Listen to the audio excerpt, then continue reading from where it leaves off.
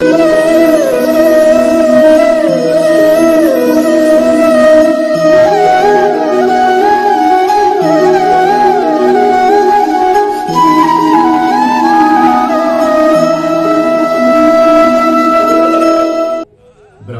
मुरारी त्रिपुरांतकारी भानु शशी भूमि सुतो बुधश्च गुरुश्च शुक्र शनिराहु केतव कुर्वन्तु सर्वे मम सुप्रभातम। सुप्रभात मंडळी, श्री गुरुदेव दत्त श्री स्वामी समर्थ। अध्यात्म कलियुगातल्या चॅनेलवरती मी वैदिक ज्योतिषी गणेश शास्त्री शुक्ल आपल्या सर्वांचे स्वागत करतो। वृश्चिक राशी, आपण याचे गुणदोष किंवा वर्णन जे माझ्या अभ्यासानुसार येणाऱ्या प्रत्येक जातकानुसार किंवा मी घेतलेला अनुभव याप्रमाणे जे काही लिहिलं आहे त्याप्रमाणे मी आपल्याला सांगणार आहे, वाचून दाखवणार। जर पटत असेल तर नक्की लाईक शेअर कमेंट करा। चला तर सुरू करूया वृश्चिक राशीचे गुण दोष आणि वर्णन। ग्रह मालिकेमध्ये वृश्चिक राशी 8वी रास येते। या राशीचे स्वामी मंगळ महाराज आहेत। मेष आणि वृश्चिक राशीचे स्वामी मंगळ आहेत आणि वृश्चिक राशीचे मंगळ असल्या कारणाने यांच्यात एक प्रकारची वेगळी धडाडी, चांगल्या गोष्टी, चांगल्या आणि वाईट दोन्ही गोष्टींचे ह्यांना कसं नुकसान होतं आणि लोक कशी गैरफायदा घेतात यांच्या स्वभावानुसार याबद्दल आपण आता बोलूया। आता या राशीचे चिन्ह, इतर चिन्हांबद्दल मी बोललो नाही, पण या राशीच्या चिन्हाबद्दल मी बोलतोय की या राशीचं चिन्ह विंचूच का ठेवलेले आहे किंवा विंचूचाच आकार का आहे या वृश्चिक राशीला, हे जर आपण नीट जाणून घेतलं तर आपण वृश्चिक राशीला जाणू शकता, त्याचे महत्व जाणू शकता। तर कसं आहे, विंचू चिन्हाप्रमाणे बहुतांशात गुण यांच्यामध्ये नित्य आढळून येतात। म्हणजे विंचूमध्ये जे गुण आहेत, आता तुम्हाला विंचूचा एकच गुण माहिती आहे की तो डंक मारतो, हेच माहितीये, पण त्याच्या पाठचं तुम्हाला माहिती नाही। आता कसं आहे ते तुम्हाला सांगतो, त्याच्या पाठचा पण सांगतो तुम्हाला। आता विंचूचा डंक मारणं हाच गुण आपल्याला नित्य आढळून येतात, पण त्याच्यामध्ये काय आहे सकारात्मक गुण, ते म्हणजे आपल्या पिल्लासाठी आपल्या पूर्ण शरीराचं विंचू त्याग करतो। प्रत्येक विंचू मादी जी आहे ती पिल्ल झाल्यानंतर ती पिल्ल तिच्यावरती अंगावर बसतात आणि तिलाच खातात। तुम्हाला माहित नसेल, कदाचित नवीन असेल तुमच्यासाठी ही गोष्ट, पण नीट जर तुम्ही गुगलवरती, याच्यात गुगल गुरु आहेत भरपूर, ऍस्ट्रो गुरुही भरपूर आहेत, तसं आपल्या एखाद्या गुरुच्या माध्यमातून आपण ते जाणून घेतलं तर आपल्याला सर्च केलं तर कळेल की विंचवाचे गुणधर्म वगैरे काय, तर थोड्या बहुतांश गुणे जाणून त्याच्यात आढळून येतात। तर पिल्लासाठी आपल्या पूर्ण शरीराचा त्याग करून त्यागवृत्ती, परंतु नकारात्मक विचार केला असता समोरील व्यक्तीच्या भावना न समजता डंक मारणे हा सुद्धा यांच्यामध्ये गुण आहे। डंक मारणे तर लक्षात आलंच, पिल्लांसाठी आपल्या शरीराचा पूर्ण त्याग करते, त्यागवृत्ती आहेच, परंतु विचार न करता समोरच्या व्यक्तीला सतत डंक मारणे किंवा टोचून बोलणे, समोरच्याच्या भावना न समजून घेता बोलणे, हे कदाचित त्यांच्यातला एक अवगुण असू शकतो। तर नकारात्मक विचार केला असता समोरील व्यक्तीच्या भावना न समजता डंक मारणे, शरीर यष्टी सडपातळ, परंतु त्यातही वंश परंपरेनुसार आलेले कपाळ, नाक, डोळे यातील साम्य आपल्याला दिसून येतात। म्हणजे याची आई वडील जे काय असतील त्यांच्यासारखंच सेम टू सेम चेहरा वगैरे असतो, तशी छाप पडलेली असेल, तसाच म्हणजे ती पुढे वृश्चिक राशीची पोरं किंवा त्यांची लोक ही ओळखता येतात की बाबा अमुक अमुकाचा मुलगा असेल, अमुक अमुकाचा बाबा असेल, किंवा अशा सगळ्या गोष्टी चेहऱ्यावरनं पटकन कळून येतात।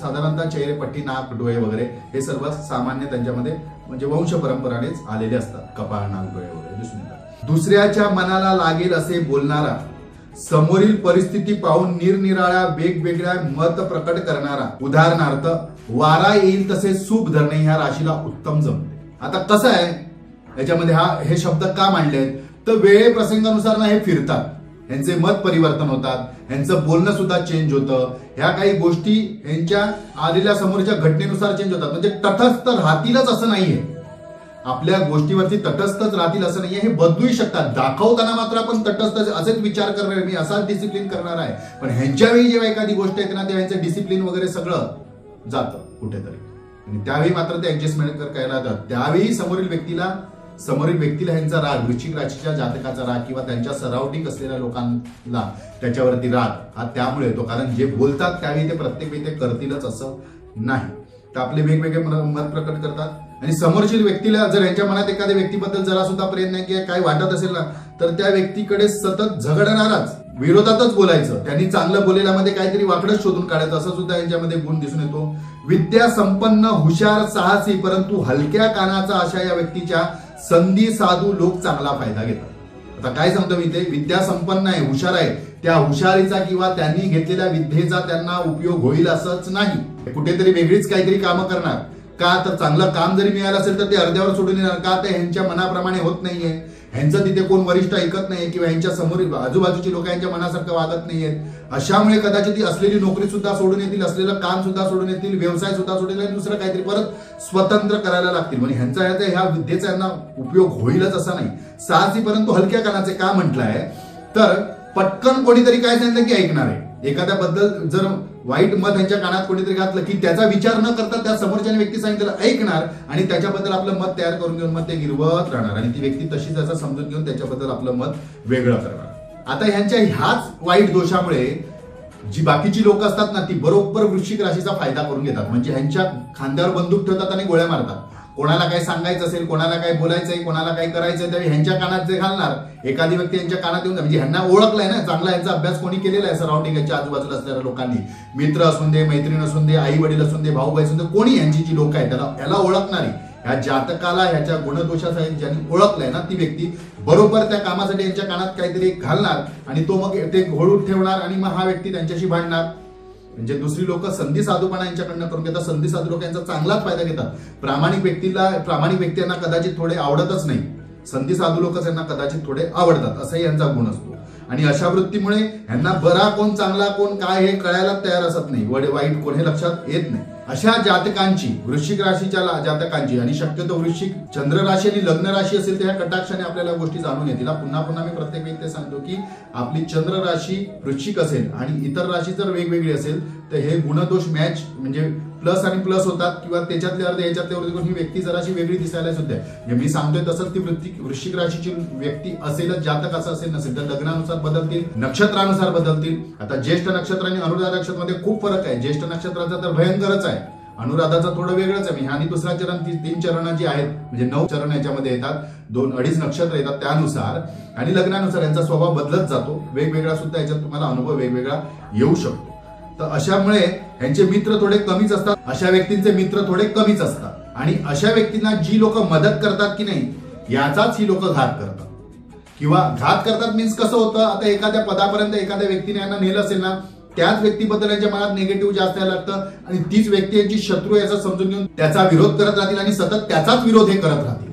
अशा काही गोष्टी यांच्या बाबतीत घडत राहतात. म्हणजे ह्या गोष्टी यांच्या बाबतीत घडतात. आता एकंदरीत काय होतं या राशीचं, वाईटालाही वाईटच असतात, सडतोड उत्तर पाडून तोडणे वगैरे जमतं, पण चांगली लोक सुद्धा यांना वाईट व्हायला लागतात. मग ह्यांच्या दृष्टीने चांगली व्यक्ती कोण हे शोधून काढणं खूप कठीण असतं. जे ह्यांच्या फायद्याच्या ठरतील ना, प्रामाणिक असून सुद्धा ह्यांच्या फायद्याचे नाही आहेत ते वाईट आहेत आणि जे प्रामाणिक नाहीत आणि यांच्या बरोबरचे आहेत त्यांना मदत करतात तर ती व्यक्ती बरी. अशा काही गोष्टी यांच्या बाबतीत आढळून येतात. आता हे नक्कीच मी सांगितल्याप्रमाणे नक्षत्रावरून आहे, लग्न राशीवरून सुद्धा आहे. आता वृश्चिक राशीच्या जातकांच्या लोकांचे ज्येष्ठा किंवा अनुराधा अशा नक्षत्राचे लहानपणी शक्यतो आरोग्य तितक्याचे बरे असत नाही. अशक्तपणा असणे, सतत एखादी व्याधी जडणे, एखादे काहीतरी त्रास होणे, अशामुळे यांचं आरोग्य थोडंसं बिघडलेलं असतं लहानपणापासून. नंतर त्यांना आरोग्य चांगलं लाभतं आणि लहानपणी आई वडिलांपासून लांब राहण्याचे सुद्धा प्रसंग यांच्या वागण्यामुळे किंवा काही गोष्टी घडल्यामुळे, काही घटना घडल्यामुळे यांना घरापासून थोडंसं लांब राहावं लागतं लहान वयात. आयुष्याच्या जेव्हा खरंच आयुष्यात यांना गरज असते लोकांची त्याच वेळी यांना कदाचित लांब राहावं सुद्धा लागतं. ह्या वृश्चिक राशीच्या बाबतीत खूप घडलेलं आहे. बहुतांशी लहानपणी त्यांना घरापासून लांब राहावं लागतं. कुटुंबातील सदस्य व नातेवाईक यांच्यापेक्षा बाहेरील मित्र परिवार यांच्यासाठी खूप छान असतो असं त्यांना वाटतं. घरातले आपले खूप वाईट आहेत, दुश्मन आहेत आणि जे काय मित्रमंडळी आहेत आणि जो काय मित्र परिवार आहे हा फक्त यांच्या हिताचा विचार करणारा असं यांना वाटतं. का त्यांची हाजी करतात, ह्यांच्या प्रत्येक गोष्टीला होकार देतात. ह्यांनी चुकीचं म्हटलं तरी ते त्या स्वतःच्या फायद्यासाठी ह्याला हा म्हणतात, चांगलं म्हणतात. म्हणून कदाचित ह्या लोकांना बाहेरील लोक चांगले वाटतात आणि घरातले लोक शत्रू वाटत राहतात. आता ह्या व्यक्तींचं शिक्षण आणि नोकरी व्यवसाय यांचा ताळमेळ कधीच बसलेला आपल्याला दिसणार नाही आणि अशाचमुळे कदाचित त्यांना त्या गोष्टीमध्ये स्पष्टता येत नाही किंवा अमुक शिकलंय तर अमुक जी गोष्ट होईल. जर यांचा मंगळ प्रधान असेल तर हेच व्यक्ती कदाचित तुम्हाला पोलीस खात्यामध्ये, गुप्तहेर खात्यामध्ये, आर्मीमध्ये किंवा डिफेन्समध्ये ज्या ज्या काही गोष्टी संरक्षणात आहेत त्या ठिकाणी उत्तम पैकी काम करू शकतात आणि या ठिकाणी उत्तम असतात. ते कमांडिंग चांगलं असतं. यांना स्वच्छताच्या बाबतीत हे स्वतः सुद्धा स्वच्छ राहतात. त्यांना सगळ्या गोष्टी टॉप टिप लागतात. तिथे जरा काही आता ज्येष्ठ नक्षत्राचा जरासा वेगळा प्रकार आहे तर ह्यांना सराउंडिंग जरासं स्वच्छ लागतं, स्वच्छ ठेवण्याचाही स्वतः प्रयत्न करतात आणि दुसऱ्याने जरा सुद्धा म्हणजे ह्यांचं कसं असतं ह्यांना कळतंय ना त्यात तत्परतेने दुसऱ्यालाही कळायला पाहिजे. हे मात्र चुकीचं आहे.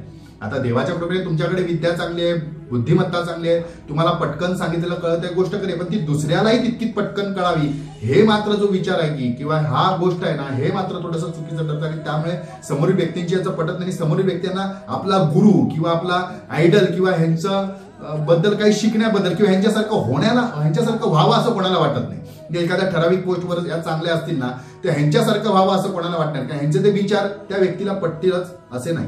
आता प्रामाणिकतेच्या बाबतीत ह्या गोष्टी खरंच ही व्यक्ती वृश्चिक राशीची प्रामाणिक असते, अति प्रामाणिक असते म्हणून कदाचित त्यांना काही दोष लागतात.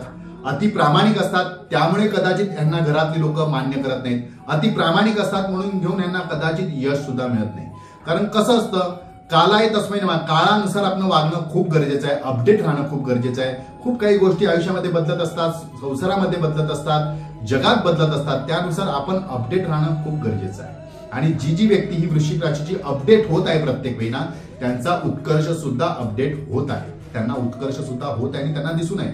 सगळीच व्यक्ती वाईट नाही आहे, परंतु जे अपडेट व्हायला मागत नाहीये, जुन्याची कास धरूनच आहे, नव्याकडे पाहतच नाही, अशी मात्र भुरसटलेले विचार असलेले किंवा कुचकट विचार किंवा बॅकवर्ड विचार म्हणतो आपण, खूप हे अशा विचारात जे आहेत त्यांचीच उन्नती होत नाही. पण जे लोक अपडेट आहेत, नवीन नवीन काहीतरी आपल्यामध्ये आत्मसात करत आहेत, आपल्या व्यवसायामध्ये, आपल्या व्यवहारामध्ये, आपल्या नोकरीमध्ये, शिकण्याबद्दल, तर ही व्यक्ती निश्चितच एक ठराविक चांगल्या जागेवर जाऊन पोहोचते. आणि कधीही ही व्यक्ती की नाही यश घ्यायला मागत नाही. चांगल्या कामाचं यश पटकन आपण स्वतःकडे ओढून घेत नाही किंवा मागत नाही. लोक त्यांना त्यांच्या प्रामाणिकपणाप्रमाणे त्यांचं जे केलेलं आहे खऱ्या ज्या गोष्टी आहेत त्याप्रमाणे लोकांना प्रामाणिकपणे त्यांना यश देतात, त्यांना मान सन्मान देतात, पदवी देतात, गोष्टी करतात. ह्यांना हे पाहिजेच असं असत नाही. ह्यांना फक्त आपल्या मनासारखं सगळ्या गोष्टी व्हाव्या, त्या होत असतील तर हे बरे, नाहीतर ह्यांना सगळं ते वाईट. अशा काही गोष्टी ह्या वृश्चिक जातकाच्या बाबतीत घडत असतात. तर सर्वसाधारण माझा अभ्यास, मला कळालेले सडावरी माझे मित्रमैत्रिणी असलेले, आता कसं आहे मीच म्हणतोय म्हणून तुम्ही असे आहात असं मी कुठेही उल्लेख केलेला नाहीये. मी एक ज्योतिषी, संशय वृत्ती म्हणजे संशोधन वृत्ती आणि जे बघत असतो, जे टिपलेलं असतं, जे माझ्याकडे अनुभव आलेला आहे, त्यानुसार मी हे गुणदोष वाचलेला, अभ्यास केलेला वर्ण सांगितलेला आहे. हा तुम्हाला पटतीलच असं नाही आणि पटावे असंही माझं काही मत नाही. जर पटत असतील तर याच्यातल्या तुमच्या चांगल्या गुणांबरोबर जे वाईट गुण सुद्धा आहेत ना, याच्यावरती जर आपण सुधारण्याचा प्रयत्न केला, मुळातच सगळ्यांचा स्वभाव सुधारण्याच्या दृष्टीने असत नाही, बदल नको असतो. जर केला तर कदाचित माझ्या या अभ्यासाचा आपल्याला थोडा बहुत फायदा होईल, फरक पडेल आणि आपल्या आयुष्यामध्ये आपल्याला आणि चांगल्या गोष्टी घडवून घेता येईल.